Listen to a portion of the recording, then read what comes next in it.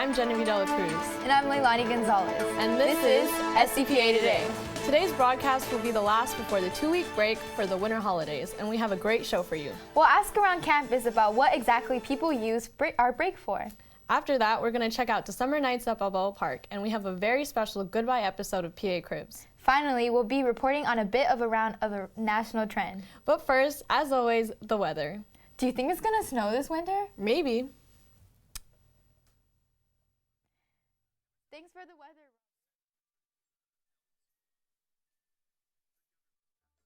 But anyway, I have to bring you the weather for next week.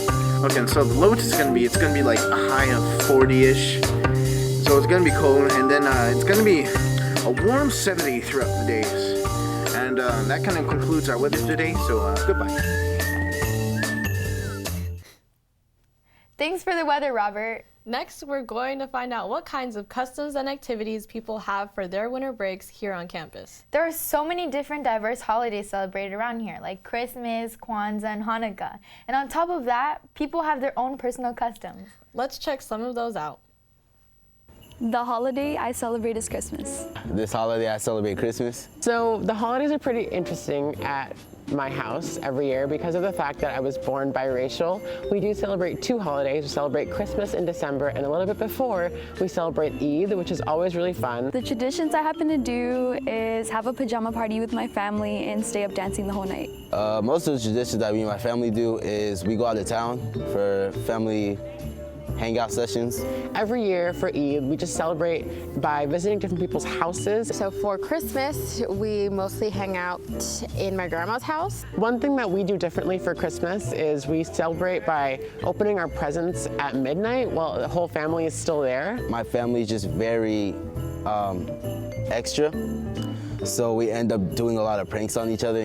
During the break, I go to my aunt's house in Rosarito, or it's on and off here in San Diego. Where we go during the break always changes. We're either going on vacation or we go to Pakistan to visit family. Me and my family, we go out to different states with my family. During break, we go out normally to Julian for my sister's birthday.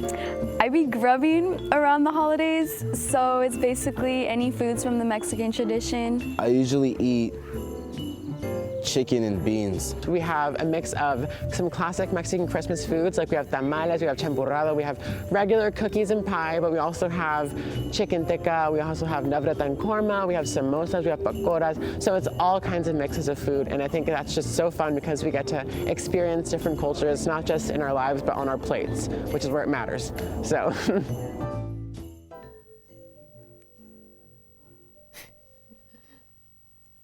Wow, that was a really interesting look into what different people do during the holiday season. Definitely. I, for one, plan on making up for the sleep I've missed in school these past few weeks since our last sleep catch-up break for Thanksgiving.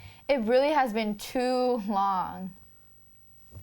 Well, next we're going to learn about something people do over the holidays off campus in their community around here.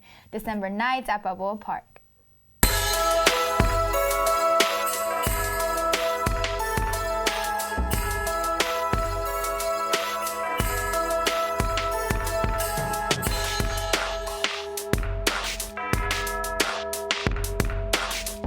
The 35th annual Balboa Park December Nights took place on Friday, December 7th and Saturday, December 8th. The event brought families and friends together to spread joy and learn more about the cultural value of Balboa Park and kick off what is known as the most wonderful time of the year.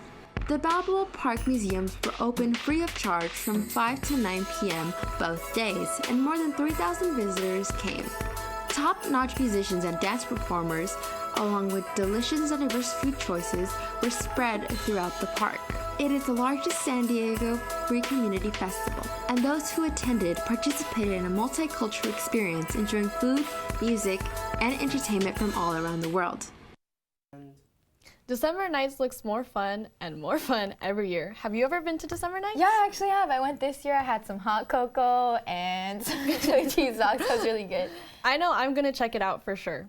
Me too. I love seeing people perform. Speaking of public performances, our next segment will check out something many of you may have noticed around campus this last year. Almost every day during a passing period, the sounds of 2 guitars and a bass might be heard waiting out from the 100's buildings block, enchanting passerbys and creating bottlenecks for hundreds of feet in every direction. I've always been curious about that. Let's check it out in this very special episode of PA Cribs. Hey, it's Mr. Pastor. Welcome to my temporary crib that I'm renting. This is room 103. I teach US history. Welcome in.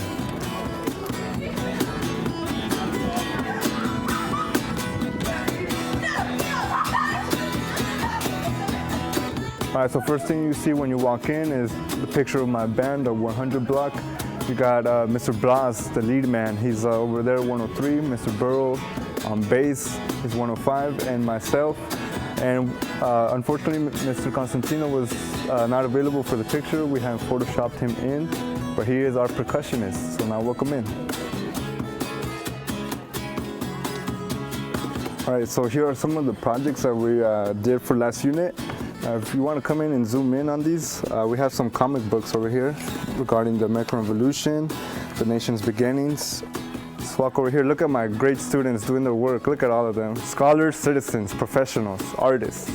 So right here you have my college wall from UCSD, and then my diploma. There's for two reasons for this.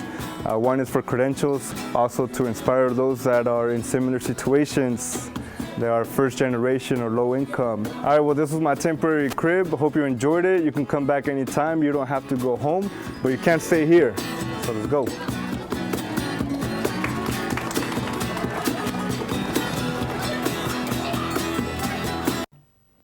Wow, it's great to finally learn more about those near daily performances. I've been so curious. Me too. It's a shame we have to say goodbye to Mr. Pastor, though. He's been great fun to have around campus and great comrade to students in need. He'll be missed. Now, for a more national spotlight, what's up with this Christmas tree trend? People have been putting up, or should I say down, their Christmas trees on their heads instead of at their bases. Let's learn more about this interesting and unique activity that is sweeping across the United States. My name is Cassandra Santos. I'm in 10th grade and I'm a theater major. Hi, I'm Haley. I'm in 12th grade. I'm a cinema major. I've heard of them, but I don't exactly know how they work because how you're gonna put the point down when there's like the round thing over. So it kind of seems cool, but it's like interesting, which is like not normal. A Christmas tree that goes down in a point. Upside down. I don't know, like Whoville?